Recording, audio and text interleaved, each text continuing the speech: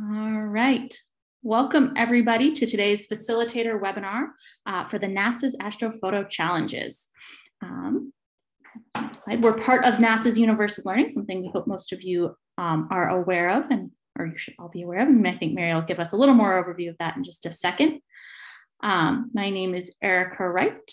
I'll be kind of keeping an eye on the chat today as we go through, so feel free to ask questions. Maybe Mary, we want to go to the next slide, do a little more introduction. All right, so as I said, I am Erica Wright. I'm an education specialist, and I am at the Center for Astrophysics, Harvard and Smithsonian. I have here with me two of my colleagues, so I'll let you each introduce yourselves. Great. I'm Mary DeSalt, and I'm also at the Center for Astrophysics, which is virtually behind me in this slide, even though I'm not there. And we're one of the partners in the NASA's Universe of Learning Consortium. I am Joe DePasquale, formerly of the Smithsonian Center for Astrophysics, but now at the Space Telescope Science Institute in Baltimore, Maryland, also one of the partner institutions in NASA's Universe of Learning. I'm a science visuals developer for the Hubble Space Telescope and Webb Space Telescope. Great. All right, so today we're going to introduce you to the summer 2022. I know what year it is. Got to think about that. Edition of NASA's Astrophoto Challenges. We'll give you a brief introduction to Carina and the Carina Nebula. Joe will give us a science visualizer's perspective on creating these images and on Car itself. We'll give you a brief tour of the challenges and how you can participate and what the data and tools will look like, and then some resources for facilitating these activities with groups that you might be engaging. We'll also have plenty of time at the end for some Q&A. Great. All right, I'll let Mary take it over. All right, thanks, Erica. And I'm really excited to have so many folks who are Webb Telescope community event hosts and who have signed up for that great group to help audiences all over the country understand what's happening with this great new space telescope. The NASA's Astrophoto Challenges is a great opportunity to make connections to the images that will be released this summer from the Webb telescope. And we're really excited for today's webinar to not only tell you about the Astrophoto Challenges, but to have Joe here, who's going to be heavily involved in dealing with the whole image release preparation for the summer. So you're going to get a behind the scenes look a little bit just today. NASA's Universe of Learning is composed of these partner institutions, Center for Astrophysics and the Space Telescope Science Institute, where Joe works, home of the science operations for Hubble and James Webb in Baltimore, Center for Astrophysics, where Erica and I are in Cambridge, and two other partner institutions, the Caltech IPAC, the home of Spitzer infrared telescope, the past big infrared space telescope, still has producing lots of science, and JPL is the other partner. But we're all working together with scientists and educators at our institutions and educators around the country like yourselves to help learners experience how science is done and discover the universe for themselves. And the Astrophoto Challenges are a great opportunity for people to do just that. So just to give a brief overview, what are NASA's Astrophoto Challenges? Well, it's an opportunity for the public, pretty much of all ages, although it's probably ages 8 and below might need their parents with them, to actually practice the same skills of bringing out images of the sky from real telescopes that NASA scientists do. And it's going to occur, the challenge will be open and active from May 2nd to July 31st. July 31st is the last day to submit your astrophoto creation, which we'll show you how it's done in a little bit. It involves real telescopes, real data, and at the end, when all the, on July 31st, when we have all the submissions in, a team from NASA's Universe of Learning and outside subject matter experts takes a look at all the submissions, and a bunch of them will be highlighted with feedback from NASA scientists. So it's a great opportunity to really get behind the images that come from NASA telescopes. So the topic of this summer's Astrophoto Challenges is Eta Carinae and the Carina Nebula. And we'll talk about what those are in a minute, but our learning goals for visitor engagement in this activity includes increasing appreciation for NASA imagery, gaining a little bit of astronomy content knowledge. What is this Carina Nebula? What is the Eta Carina? It's a hotbed of star formation and a great place to learn about how stars are born and die, the Carina Nebula. And participants actually are authentically doing real science, real image analysis when they create their own astrophotos, and they can also kind of bring their own creativity and their own curiosity to the process. So we call it plural, NASA's Astrophoto Challenges, because people have the opportunity to either take their own data using our micro observatory robotic telescope network. So we have a little network of 5 ground-based, these are not space telescopes, but robotic telescopes that participants can control over the internet, request an image of the Carina Nebula, and process it themselves and submit that to the challenge, or they can work with NASA data and do that. And just to give you a better overview, I'm going to give you the sizzle video introduction to the NASA's Astrophoto Challenges here. Images of space can be amazing, but have you ever wanted to make your very own? NASA's Astrophoto Challenges invites you to do just that. You can select data from telescopes on Earth and in space, choose colors to apply, and produce your very own expression of the universe. For this year's challenge, we take you into the gaseous and dusty embers of the Carina Nebula, where new stars are being born, and one star in particular, the erupting Eta Carinae, is nearing the end of its life. In the Micro Observatory Challenge, you get to control an Earth-based robotic telescope to take your very own image of the Carina Nebula using visible light. In the NASA Datasets Challenge, you have a selection of images taken across the spectrum of light, X-ray, visible, and infrared, that you can mix and match into your own unique view of the Carina Nebula.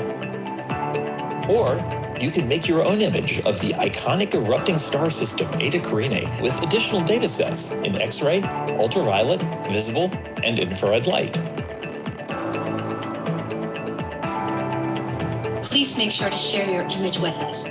Tell us about your creative choices. Why did you use the color schemes that you did? Were your choices scientific, artistic, or both? Now go create your own astronomy photo by selecting either the Micro Observatory Challenge or the NASA Data Challenge, or try both.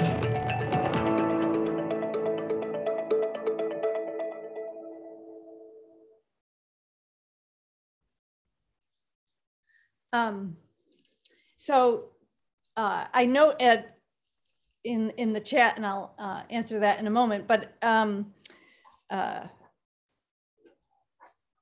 the Astrophoto Challenges That is true. Eta Carina is below the horizon for most astronomers in North America. The micro observatory telescopes, one of them is located in Chile. And that's actually the telescope where you can take your own image using micro observatory to get data back of the Carina Nebula. And then the NASA data, of course, relying on space telescopes. And actually there is a ground-based telescope from the Magellan telescope in Chile.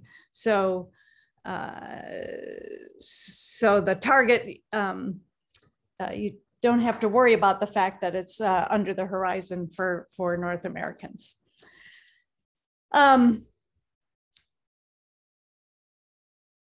As mentioned in that sizzle video, and there'll be a more complete video about the content of Eta Carina that will be available on the Astrophoto Challenges website. The Carina Nebula is this kind of gigantic star-forming region, which is got a lot of massive stars, a lot of stars that have already died, and then of course the star system, Eta Carina itself, which is has had these fabulous images produced. Whoops, let's see, sorry about that. Yeah, there's the ground-based optical data that we have available. And then there's Spitzer telescope data available in the challenge. And then there's data of the actual star system, Eta Carina, a star in the late stages of its life. It had an incredible eruption, and I think Joe's going to tell us more about it. And you have data available to you to work with from a ground-based telescope, a couple of different wavelengths of Hubble data, a couple different wavelengths of X-ray data from the Chandra telescope. So this is data that's been kind of curated for visitors to work with. In a while, I'll show you the tool that you can try out yourself, get used to it, work with it before you would facilitate with public audiences. Before I kind of show you that stuff, I think we're going to take a little break here for Joe to tell us a little bit more about his perspective as someone who actually works with the data from the telescopes, and a little bit more about the Carina Nebula and Eta Car itself. Joe, if you want, I can stop sharing, and if you want to share. Okay.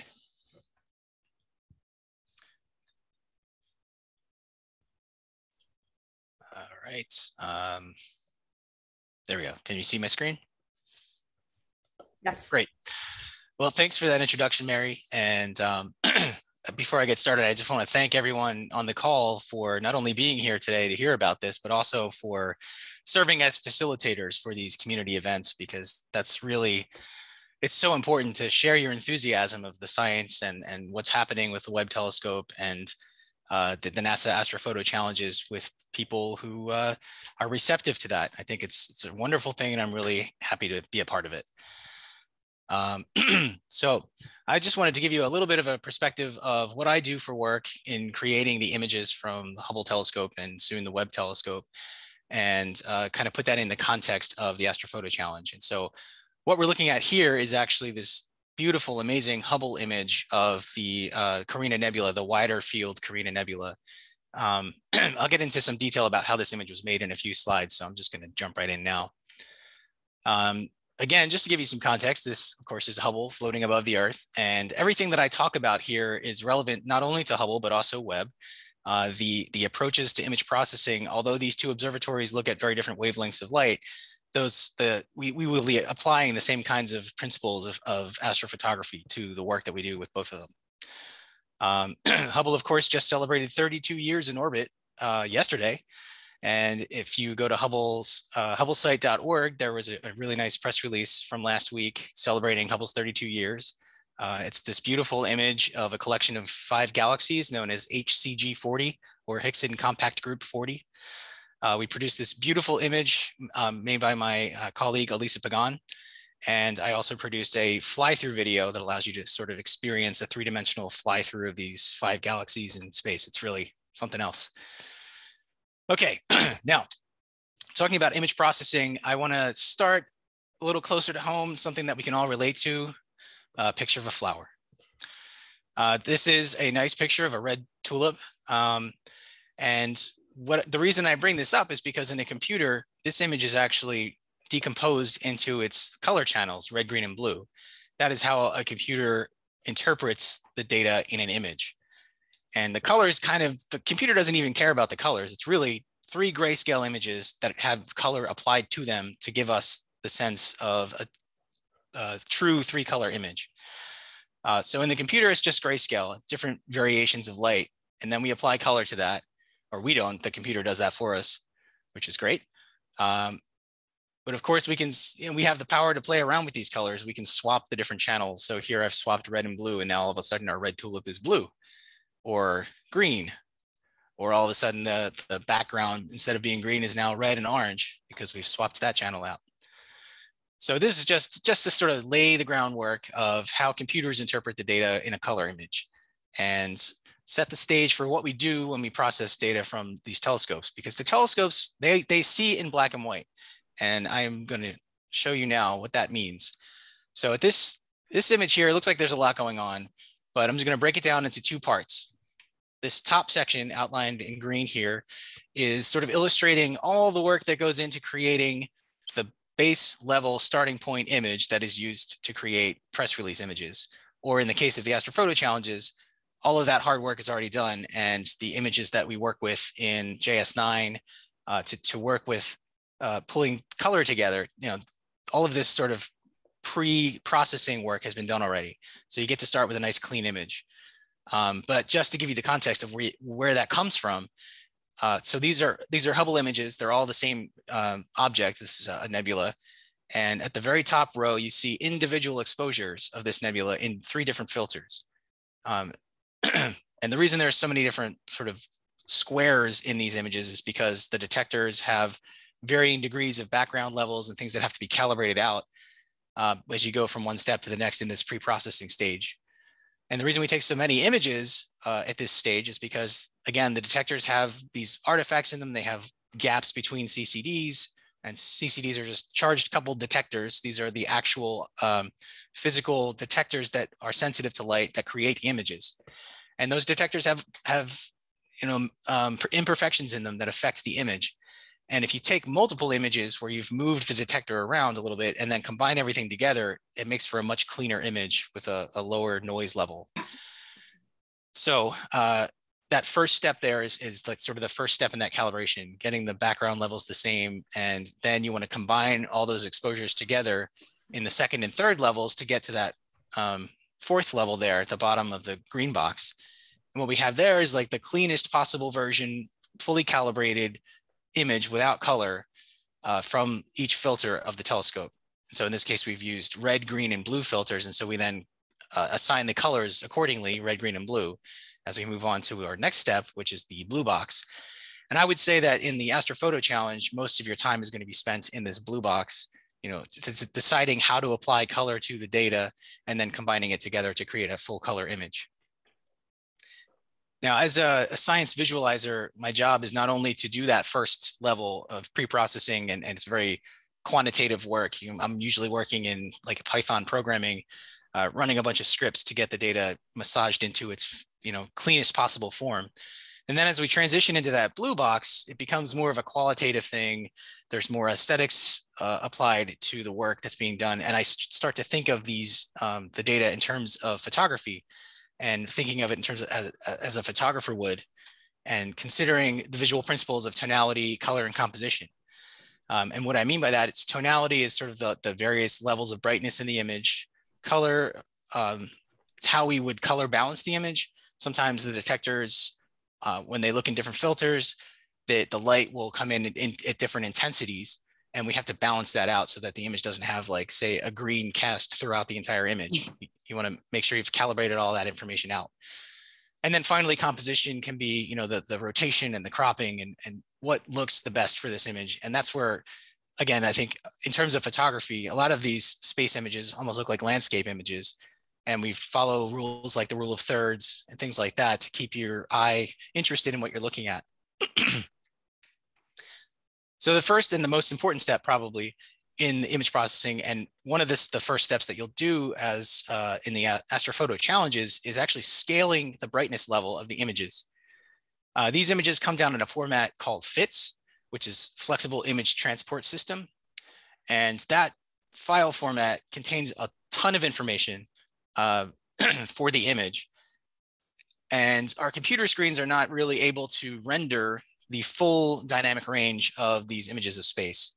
There's very, very dim areas and very, very bright areas, and we can't really see it all at once without applying some kind of transformation to the data. And so when you just look at it with what's called a linear scale, you're basically biasing the image towards the brightest regions. And so you're seeing these bright cores and galaxies and the bright stars that are in the image, but everything else kind of gets lost in the darkness. But if you scale the darkness up and you just tweak it so that you can start to see those details, that's great. But now you've lost all the information in the bright regions. So those cores in the galaxies are now blown out and they're completely white. But there's real information there, and it's contained in the data. You just have to be able to scale the data in a way that preserves that information in the bright regions, but also allows you to see the darkness as well. And that is called a nonlinear transformation. So when you apply a nonlinear transformation, now you can actually see down into the cores of the galaxies, and all that information is there. And then you can use this for your different filters and then apply color to make your color image. And so, as I said, composite color, the data start out as black and white. So how do we decide what colors to apply? Well, in this case, here's another example of 3 different filters that are tuned to red, green, and blue. Actually, in this case, roughly the sensitivities that our eyes are sensitive to. And of course, because Hubble is an optical telescope, it's sensitive to similar wavelengths of light that our eyes are. And it has these filters that will allow it to filter out light or allow only red light to come through. So this, F814WI that you're seeing here, that actually corresponds to a wavelength of light that is in the red region of the spectrum. F555 is hitting right in the green region of the spectrum, and then F435 is in the blue. And so once we've got these nice calibrated images and we've scaled them correctly, we can then apply the color and then merge them together to create a color image. And this is actually a perfect example of, even though we've done, we've made really nice, clean, calibrated images and we've combined them together, there is still work to be done. And it becomes more about photography and considering tonality and color balance. And so the final version of this image will have had color adjustments applied to it that allow the true color of the galaxies to show through. And in particular, I'm looking at this this blue galaxy in the upper left region of the image. That one should not really, it has this sort of green color to it that should be calibrated out. And so once we've done that, it allows the star forming regions to show through really clearly. So the bright blue regions and also the bright red regions, these are regions of active star formation, and we know that they should appear in roughly these colors. So color calibration in this step is very important. Now, moving on to Carina, like I said in the beginning, I wanted to give you a little bit of background on that Hubble image. This is a wide field ground-based view of the Carina Nebula taken with the digitized sky survey. And this little blue box here is an example of a single field from Hubble. So when Hubble looks at the sky, it sees a much smaller region of it than this wide field here. So to make an image that samples a large region of the sky of this nebula, Hubble has to do many observations. In this case, I think 48 individual pointings were made to cover the Carina Nebula. So here are all those 48 pointings sort of laid out in grid. Now there's some overlap between them so that you can get really nice clean signal. So you have to combine everything together and merge them to get something like this, which now shows that full field as it appears once everything has been aligned and corrected. And of course, it's also full of all the artifacts that I was talking about the bright stars leave these streaks across the image. There's gaps in the detectors that leave these black lines that you see. That really bright streak in the left there is actually Eta Carina itself, which is an extremely bright star and saturates the detectors when you're trying to see the faint nebula around Eta Carina. When you do that, of course, you blow out Eta Carina itself. And so this, the final version of this image is actually a composite of images that were taken of just Eta Carina, where the exposures were tailored to show the detail in Eta Carina. And that was combined with exposures that were deeper and allow you to see the nebula around Eta Carina. And that brings us to something more like this, which is, this is the actual Hubble data. This is, Hubble looked at this region in a specific filter called H alpha, which, unlike the red, green, and blue, which are what we call wideband filters, H alpha is actually a narrowband filter that only allows a very small wavelength range through to the detector. And it just so happens that that wavelength range corresponds to the wavelength of light that is emitted by hydrogen atoms when they're excited. And so H alpha in this image here, so the Hubble data is actually black and white, and we combine that with ground-based color data. So now this is this same region without the Hubble data applied yet, in color from ground-based data that is a combination of 3 narrowband filters, H alpha, sulfur, and oxygen. And so, like I said, narrowband filters only allow a certain wavelength range through, and in this case, H alpha, sulfur, so the light of sulfur atoms, and oxygen. Now we can use the Hubble data as what we call a luminosity layer on top of this, which allows you to see the detail of Hubble and preserve the color from the ground-based data. And that looks like this. And now, of course, there are still artifacts in this image that have to be cleaned out. We have to substitute in the data that was specifically taken just for Eta Carina. And once we do that and we crop things down a little bit, this is the final version of the image here.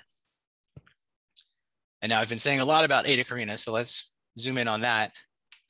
This is from a press release from a few years ago that combined, this is all Hubble data, and it combines a couple of narrowband filters with a filter in the ultraviolet. And that data shows up as blue here. And this was actually a very significant release because it had never been, Eta Carina had never been viewed as deeply as this with a ultraviolet filter. And when we did that, well, I didn't do that, but when the scientists who requested that data did that, they actually noticed that there is a connection between the lobes of Eta Carina. So these 2 lobes that are the leftovers of the explosion from like the 1840s that's expanding out into space. It's actually expanding into a nebula that surrounds it. And that nebula glows in the light of hydrogen, so H alpha. But there is this sort of physical disconnect between the lobes and the nebula that is now connected by ultraviolet light. And so we see this glow of blue all the way around it. And it really, it was the first time we were able to see in such detail how these 2 regions are actually really connected to each other. There's also these streamers that are shooting out sort of 11 o'clock and then 5 maybe, 4 and 5 o'clock. And what's really cool is if you look at that one that's shooting down towards the right at the bottom there at 5 o'clock, there's this blue line coming from the core that goes all the way out, and then it hits right in that H alpha nebula and lights it up. And that was the first time that that connection had ever been made. And it was pretty significant. So now connecting this to the Astrophoto Challenge, let's take a look at what we have, the data that we're able to work with for the Astrophoto Challenge. Here we have on the left is the Spitzer wide field infrared view of the Carina Nebula centered around Eta Car.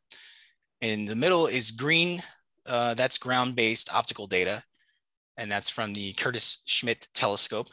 And then on the right in blue is the Chandra X-ray version of Eta Carina, of the Carina Nebula. And so we're seeing 3 very different wavelength regimes here, and combining them together in color, in 3 color like this, we end up with something like that, which I have to admit, I was a little shocked when I first saw this. I thought the colors just looked a little too strange to my eye, but that's because I'm used to working with wavelength ranges that sort of overlap with each other more than this. What this really tells you, though, is that there are really interesting physical processes happening in the Carina Nebula at all different wavelength ranges. And when you combine such disparate ranges like this, you get information in those color differences. You know, that deep red that runs through the middle of the image, that's a really dense cloud of gas and dust that obscures optical light. And so it shows up this dark bar when you're looking at an optical image, but it lights up in infrared. And so you see this bright red line that runs right through the image, and that's coming from infrared light. And then the X-rays kind of trace that a little bit. They sort of follow around the edge of it. And then there's this blue glow that kind of follows the red, which is really cool.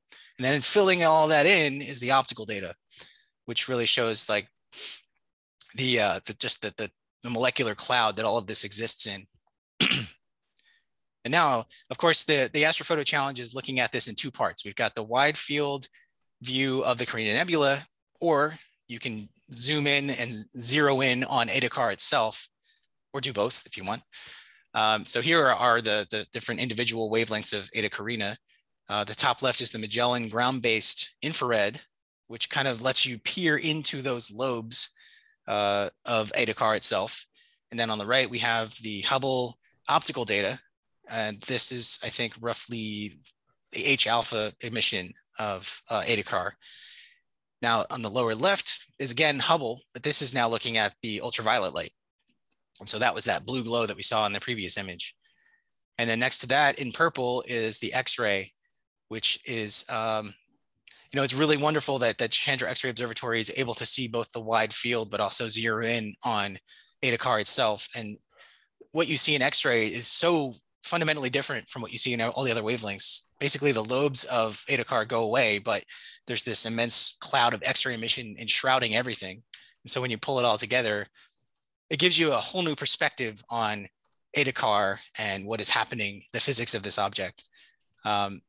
It's really such an enigmatic object, and I'm really glad that we chose this one for the challenges this year, because I think it's going to be really fun for people to work with both the wide field and this sort of zeroing in on like the most interesting feature of that nebula. That's actually it for me. So if you have any questions, I'm happy to take them. Thank you.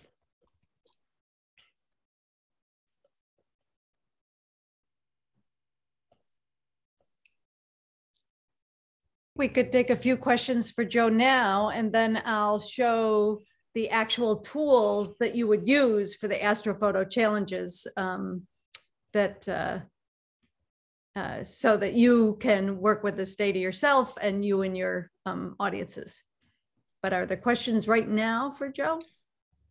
I do see a question about the linear data being available for download.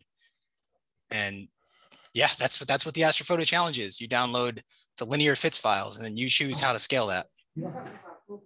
Okay, we haven't got, Doug, we haven't gotten there yet. I'm about to present that next. Okay, Yep.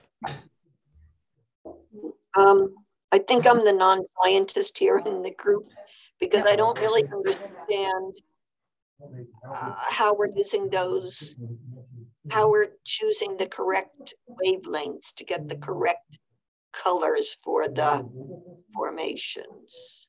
I think I'm missing something. Nope. Deborah, I mean, that's a great question. I think we have folks put themselves on mute a little bit, but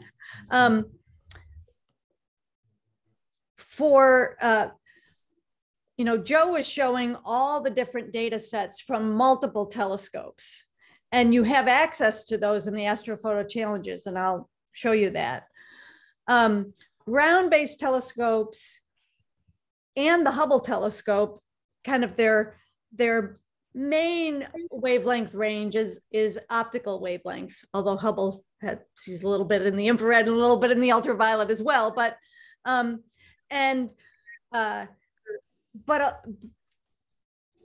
so optical telescopes can detect photons in the visible region, but they can only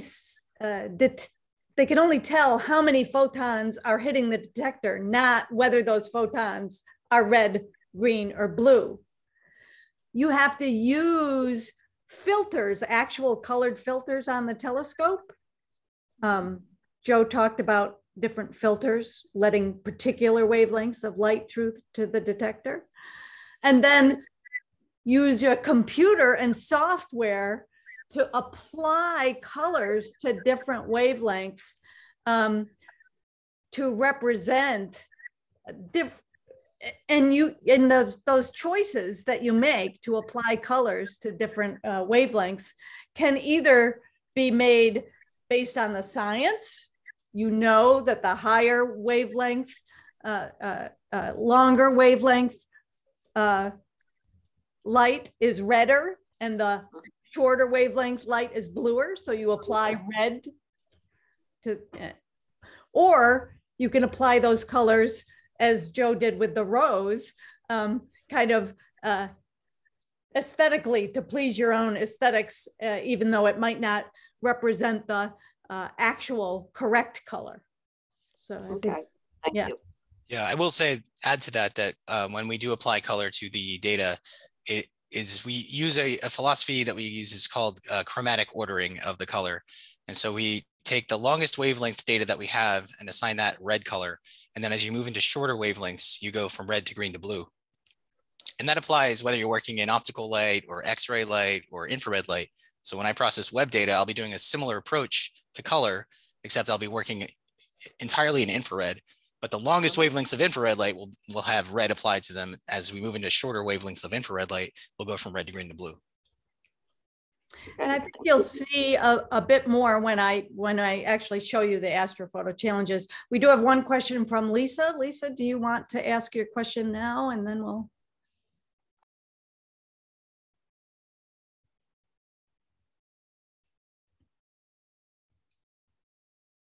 Hi, thank you so much. I really appreciate this opportunity to talk about the chromatic, the different colors and the wavelengths. Very excited about sharing the Astrophoto Challenge. And I'm a solar system ambassador in the state of South Carolina. So we do have a coding program for our students and high school students. And I have an event scheduled April 30th. This Saturday with high school students. So this is really an opportunity to engage them with the coding skills of Python, as well as JavaScript, and letting them understand where they can go with their creativity of the Astrophoto Challenge. My question is, with regards to the operating system, I wanted to find out, is it better to use a Windows-based or an Apple Mac, or is this going to be something that is free and accessible for marginalized communities with Internet of Things on all devices? Great, thank you, Lisa. Yeah, this is a completely browser-based activity.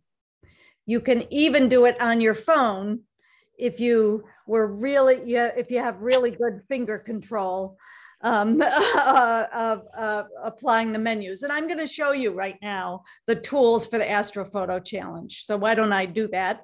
I'll share my screen here. Okay. And all right. Okay, hang on a minute here. Let me. So the Astrophoto challenges, if you only remember one URL from this presentation, you want to remember microobservatory.org. Okay, you don't need all the rest of it because that will get you to the Astrophoto challenges. But if you go to microobservatory.org, you could see coming May 2nd, the summer edition of NASA's Astrophoto Challenges. And this is the webpage where all the instructions for how to participate are, the links to the image processing tool, which is browser-based. The data is in the tool, loaded in the tool. And it also has the link to the submission form. So I'm going to walk you a little bit through the challenges. Right now, the page is live. You can go to it. But if you click on, this is the tool for the challenges right here, JS9 for L challenges. If you clicked on that now today and you went to this website, the Ada Carina data is not there yet. It hasn't gone live. In fact, the data from the last challenge, which was M87, the galaxy with the giant black hole at its center. So you can practice your skills, you can still practice your astrophoto skills on the live webpage if you want, but I'm going to demonstrate and show you what the Ada Carina data will look like. But at any rate, there's two challenges, the Micro Observatory Challenge, where you can take your own data from a ground-based telescope. And so, Deborah, when you do that, I'll show you right here. I'm gonna click and do it right now. Here's what to do. So you, the instructions are all on the website. You capture your image, you create your astrophoto. For the Micro Observatory Challenge, we ask you to compare your own Micro Observatory photo with a NASA photo. So you write a little comparison and then you submit it in a form. There are lots of video tutorials for how to do it, but essentially, when you go to the Control Telescope page, you can participate in the challenges here. The Carina Nebula is one of the targets from Micro Observatory. You would click Observe. You set an exposure time, and we actually give you hints here. And then you can choose having no filter at all, so all the light comes to you, or you can choose getting a red filtered, a green filtered, and a blue filtered image, which is a little bit about what Joe was talking about earlier when he combined those. And then all you need is your email address and a little other information here that you can choose or not, but and you submit. Our telescope in Chile will take that image tonight, send it to you tomorrow, and then you can use it in the Astrophoto Challenge. Now I'm going to go back to that challenge here. And the tool, the image processing tool, someone in the chat gave the js9.si.edu. That's the professionals version of JS9. It can be very confusing for novice image processors. We've created a version of that called JS9 for L, for learners, and that's what's used in this Astrophoto Challenges. So I'm going to open up the Carina Nebula version, the challenge version, which is a development, it's in development right now, but this is what the tool looks like when you first open it up. There's no data in it, but we'll have the data sets Joe talked about. So there's the wide field NASA data, which is that wider nebula area with all the clouds of dust and gas. And then the Ada Carinae, which is the erupting star. That's the narrow field close-up image. And for that, we have this data here. And then there'll actually be a third category. I'm actually gonna pull in, I think you can see it on my screen. I have some Carina Nebula data from Micro Observatory that I took night before last, or a couple nights ago. And so here it is. When you first open it up, and you'll see I've dragged it in, and I have blue, green, and red, okay? And when you first bring the data in, you don't see much, right? And that's, Joe was talking about it being linear. I'm gonna change it to log scaling here. And suddenly I start to see a bunch more. in that data. I have tools here to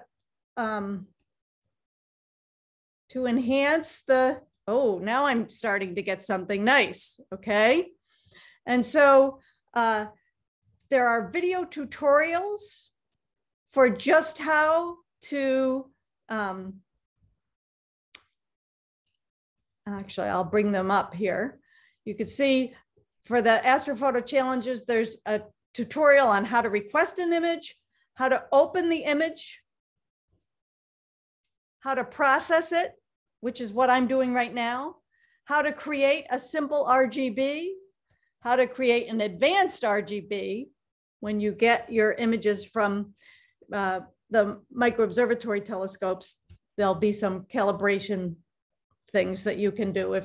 It sounds like some of you know a little bit about image processing, and how to blend multiple images. So I'm going to show you that process right now, but remember, there's video tutorials for all of these. I encourage you guys to try this yourself. You can try it with even before May 2nd with the prior Astrophoto challenge M87 data that's live, and see how it works before you facilitate with your own audiences. So I'm gonna and then you can apply. You could apply false kind of computer colorized paint by number, basically, right? Every pixel in this image is has a pixel value representing whether a lot of photons hit that pixel or only a few. And it's the computer is assigning a color to each pixel value. Or this happens to be the red filtered nebula. I could assign red to it and combine it with the green and the blue. I'm actually going to close my micro observatory images and open the Hubble Eta Carina image, which will be in the tool. And again, it might, so when it first opens, you don't see much, okay? You have to, if I bring this, I brighten it, now I'm starting to see something, okay? And then I'm gonna, whoops, I went a little too far there. Now I'm gonna open the Chandra image here. And then I'm going to, now the thing about these telescopes, and this is a key thing, and it will be in the tutorials, each telescope has a different field of view. So if you want to combine two images from two different telescopes like Chandra and Hubble, you have to do a maneuver called auto align. And I'll show you how that works in a minute. We're going to blend. There's also, remember that tutorial for blending these two images. So here's my image of Chandra, and I'll color that blue because it's higher wavelength. I remember Joe said he likes to assign shorter wavelength images to bluer light, and then I'll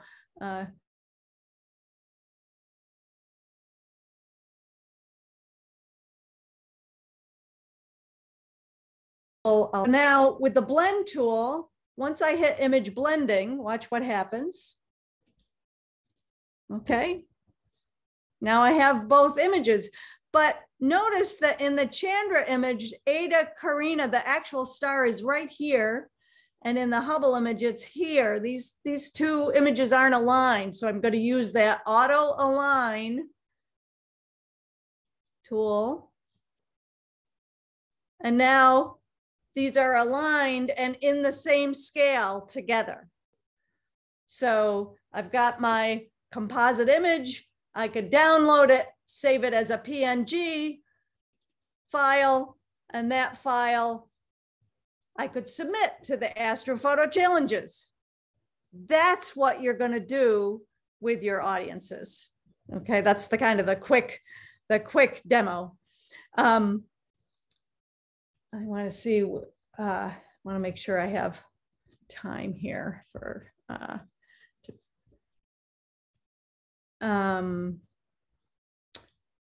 I think I'm going to stop there so we could show you some of the resources that you might combine with activities with actually having your visitors use the JS to create their astrophoto submission.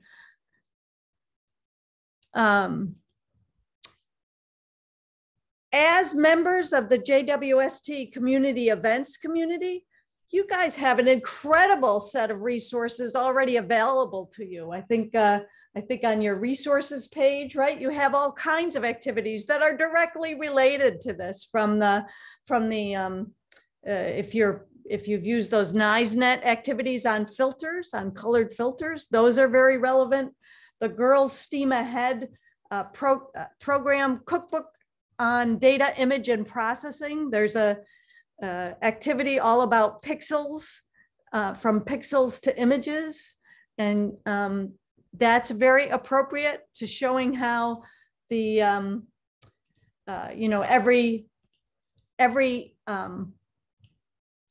if I bring up this pixel table here, right? Every pixel has a value, and out here where it's dark, those values are small, 3.6, 3.9. But in this Hubble image, if I go in there where that star is, 1,000, 2,000. Oh my goodness. Now we're up to 11,000. Okay, very bright. So the resources there related to pixels and images. So here's a sample set of activities you might do in a one-day workshop. You have an introduction to the Astrophoto challenges. We have an activity called Kinesthetic Telescope, in which participants act out the role of photons traveling from space, from the object in the sky to the telescope mirror, bouncing to the detector. And it's very good at kind of embodying knowledge about how light from space produces an image. Again, the decoding starlight from pixels to images is one of the Girls STEAM Ahead activities in that digital images and processing program cookbook. Then you might lead an overview of image processing, and then have a gallery walk where if you have a computer lab, where you would walk from device to device and see what people have done with their Ada Carina and see the variety of results people can come up with. NASA has an Ada Carina visualization. All of these resources will be on the Astrophoto Challenges page, and then end by submitting people's Astrophoto challenges as a group. Let's see. So if you have a one-day workshop, I should mention you might want to work with NASA data because it's already in the JS9 tool. If you could also, people can request their images with Micro Observatory, but of course the Micro Observatory telescopes observe them that night and their images come back to them the next day. So that could be over a couple of days if you wanted to use Micro Observatory data. Many museum-based organizations have that we've worked with have done things like have kids create their own exhibit out of their astrophoto photographs. It turns out if you have an inkjet printer, you can print your participants' creations on, actually, if you get photo paper, glossy photo paper and use an inkjet, they come out great. You know, you put them on a piece of foam core. It's a great visitor created display.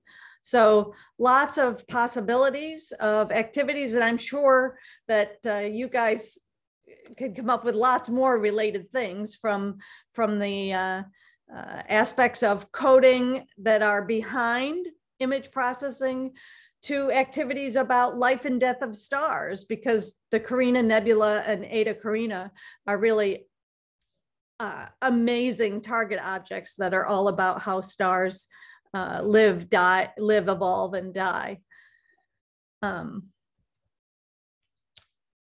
So my main reminder, we're coming kind of to the end of our time here, is the season launches. In other words, the data will be available in that JS9-4L tool, and the submission forms will be available, and all the tutorial materials starting May 2nd. The submission deadline, the challenges go through July. So if you want to start thinking about a summer program based around having your participants submit their own astrophoto challenges. We know this is also kind of around the same time as the JWST early image release. So if you want your participants to understand more about how those images are being processed, this is a great way to do it.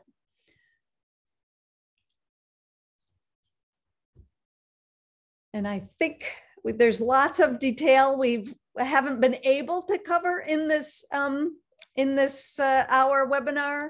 I definitely encourage you all to go and try the past season's Astrophoto Challenge, so you get a feel for using the JS9 tool. That's available right now at that microobservatory.org website.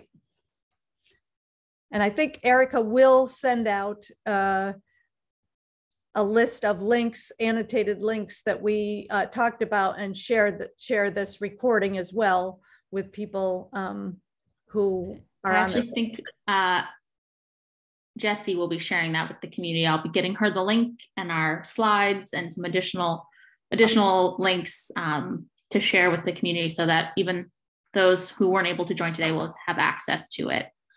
I think we've come to the end of our hour. Great. Were there any questions that kind of went by, Erica, or are we good? Let's see. I will share the slide sets. Just a question here, if they can have access to the PowerPoint, so we can share the slide set. Absolutely. Some questions about printing. Oh, there's some questions about past seasons too. Let me just show you the past data is the challenges archive here has a number of, there's M87, there's the Lagoon Nebula, Whirlpool Galaxy. There's a lot of NASA data available from the past. Here it is here, right? And then the other thing is visitors standout entries. Where are those standout entries? Here they are. Here's some examples of what visitors and audiences submitted from last season's.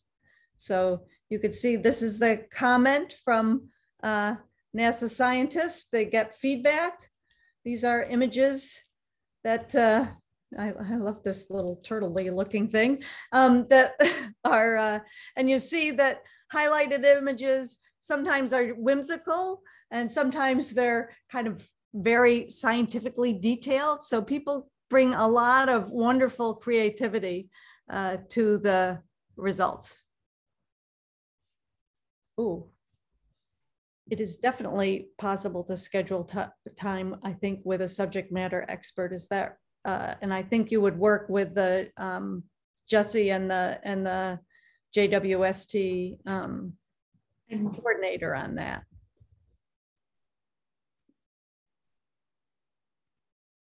We also had one other request that we don't have, but I think we can make There was a request for a poster with a QR to post on a museum wall that would take people to the challenges.